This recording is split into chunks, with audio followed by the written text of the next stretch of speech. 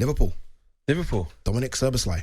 Yeah. It's funny, yeah, everyone's trying to get the pronunciations correct, aren't they? Like, everyone's all over the place making sure they've got it correct. Is this going to be called Dom? Yeah, I think he probably will be called Dom. Yeah. It will be called Dom. Look, me and you've been digging, watching YouTube videos, clips. We've been looking at positions that he's played. It looks like Liverpool have got a good player, a very good player. Yeah, versatile player, because, I mean, a lot of this rebuild under Jurgen Klopp has been billed as, it's mainly a midfield rebuild. Yeah. Yep, you need a right back, centre back, of course, etc., etc. But the main cusp of what Jurgen Klopp needs to do in this transition for Liverpool is reinvent that midfield. And getting Alexis McAllister through the door nice and early was a great start. And then you look at Dominic Szoboszlai, and you're looking at where he's played for RB Leipzig last season.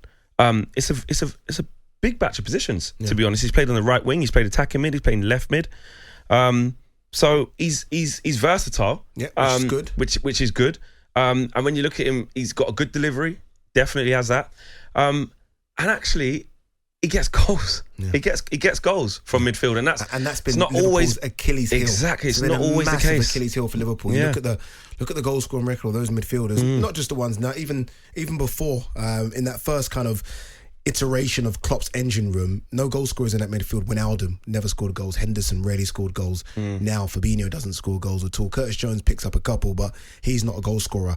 Szoboszlai, look, we don't know if he can bring those goals over from the Bundesliga, but he's getting you 10 goals a season. Yeah, well, if you look at last season, he's played 46 games, he's got 10 goals and 13 assists. I'll take that. You'll take that. Take that. But coming from the Bundesliga to the Premier League, as we've seen with a big sample size of players, it's quite difficult. It is quite difficult. Look, we are going to speak to Ben Boschak, Liverpool.com writer, who was born in Hungary, who's all over this as well. So he's going to tell us exactly how good Dominic, we're calling him, can settle. Can settle in the Premier League. There's a massive list of players who are out of contract tomorrow, including Zaha. You probably heard me say it there in the opening little package. Sergio Ramos, Jesse Lingard as well. I mean, there's a lot of players, I think. There's players that are out of contract because no one wants to sign them. Yeah. No one's quite sure about them. There's a lot of players that are out of contract who've actually on purpose run down their contract. For the options. And Zaha, who at 30 still got, I think, many years in front of him, I think he's done it because of the latter. And I think he's going to have a load of teams looking at him. Yeah. Does that mean he leaves Palace? You think that's done? That journey? It looks it, doesn't it? Yeah. It looks it. I think if he would have made his mind up, he loves Palace. He is Palace through and through, and the Palace fans absolutely love him. But I think if he was going to stay, I think he probably would have made his mind up by now. Yeah. It's definitely to have a look at the options. If he does stay, though, it would obviously be because nothing else tempted him enough. But yeah, I think for a player like him to maybe finish his career having not played in the Champions League as well, it's quite painful on a regular. But yeah, it just doesn't sit right, does it? He doesn't want to have what ifs. Yeah. And he's clocked the level of Palace, hasn't he? Yeah, he's clocked the level. Yeah. He's 30. I think it's time to sort of wave goodbye and, job done at Palace. He kept them in the Premier League, job done. We are going to speak to a football agent as well, once called the most hated people in football, Phil Smith. Might still be the case, but Phil Smith will join us, who's been around big transfers over the years. He's going to talk to us about the in and outs of some of these big transfers as well. Loads to get through, as I say, over the next 2 hours. But here at the Transfer Insiders, it is our duty to keep you guys well up to date with the latest news and rumours from across the continent. And now I'm delighted to welcome back from holiday our chief football correspondent, Alex Crook. Has he got a suntan? Can we see him? Is he suntanned? Alex, have you been suntanning on the lounges, drinking, having fun, or you been watching football? I've not watched any football, which has been a nice release. But I think I've come back with a little bit. He's looking golden. He's looking golden. He's looking very golden. Indeed. Alex, you've been across everything. I know, even though you're on holiday, your phone's not been off. You've still been tweeting and sort of helping us as well on the show. Let's talk about this Dominic Szoboszlai that Liverpool look like they're going to get from RB Leipzig for a fee of around 60 million. What can you tell us? Well, this one's all developed reasonably quickly. There was a lot of talk about Newcastle being part of the race for Szoboszlai. I'm informed that never really got off the ground. We know that Newcastle are operating under strict financial parameters this summer, so they were never really going to trigger his £60 million release clause. But you mentioned June the 30th as a key day for the likes of De Gea and Wilfried Zaha and various other players across Europe who've let their contracts run down.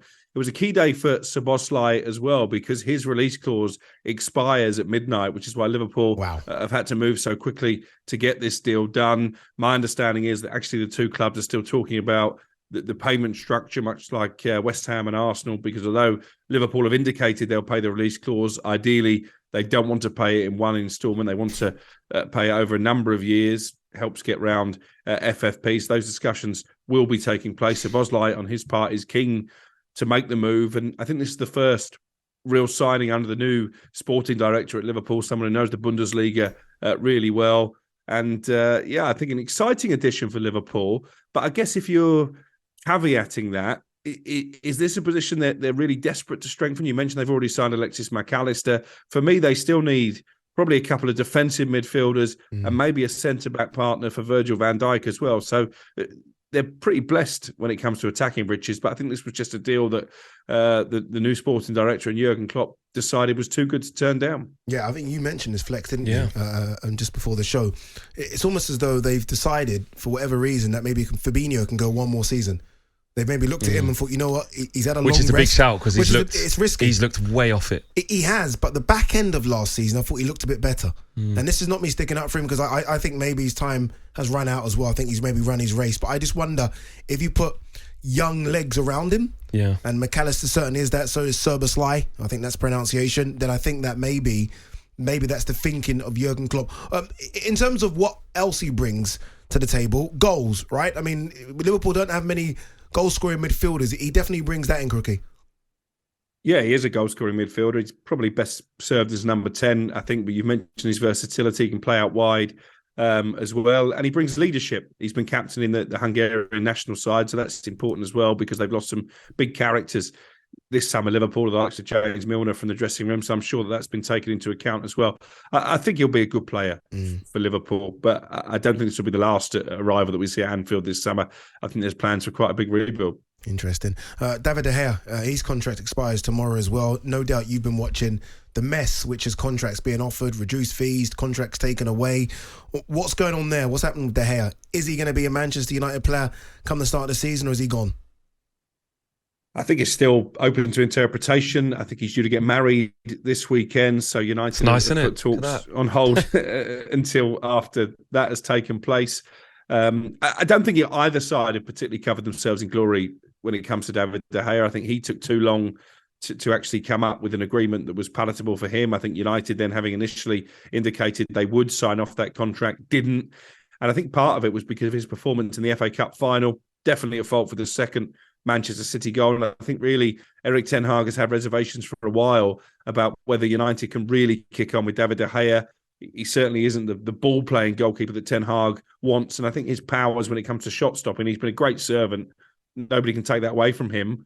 But I think maybe those powers are waning as well. So Ten Hag is of the belief now, if we can get a new number one who's going to really improve us, then maybe we don't need David De Gea, and therefore, if De Gea is going to stay, it would probably be as a backup option, assuming United can find the money to sign Andre Onana, I think is the top target. And maybe De Gea doesn't want to be a number two, having been a number one for so many years, and he's got a lucrative offer on the table from Saudi Arabia, De Gea. There's so many different facets to this story, but ultimately, I don't think either party are 100% sure on what the future holds. Yeah, Onana seems to be the talk, right? That's the one. There was some talk about David Raya from Brentford, just because, again, he was linked with Spurs, so he's clearly available. But Onana Flex is the one you want. Yeah, for me, especially because Erik ten Hag's had him before. I know it didn't end well with a ban that he received, etc., and he ended up leaving the club. But you know, he's such an eccentric goalkeeper as well. You're almost going to need somebody who knows his character really well, and I think that would actually give Ten Hag a step in the right direction with him, and also just the attributes that he has. Is you know, when Ajax were playing with him, he was very effective in the way that Ten Hag wants to play.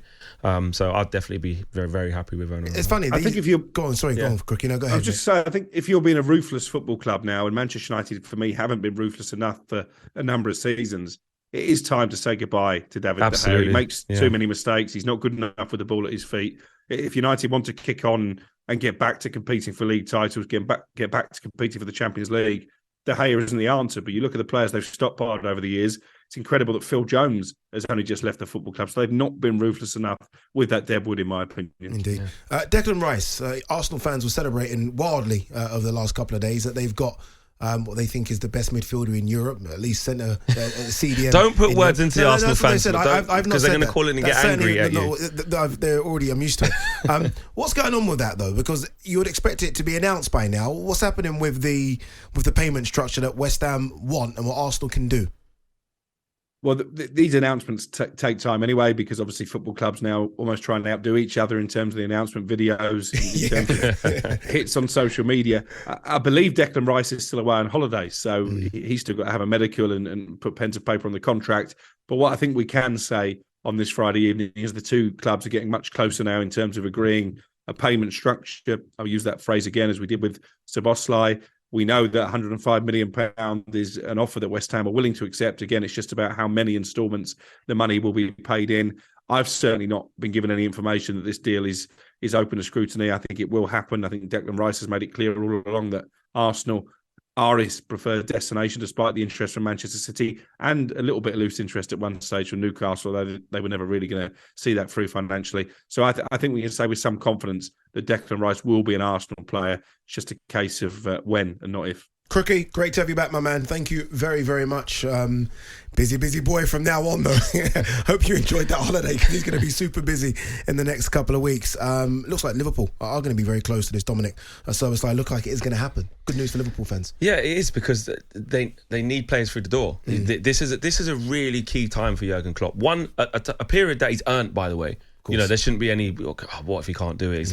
This is Jurgen Klopp at Liverpool. He's done unbelievable things, but this is the biggest question mark in a while that he's had. Of course, yeah. You know, it really is. He's got to, and this isn't just a short-term fix. This is the future that hopefully is sustainable. Everyone has Liverpool down as, you know, a team that can, if they get it right, can get back to challenge. And if they get this wrong, they won't. Yeah, you're right.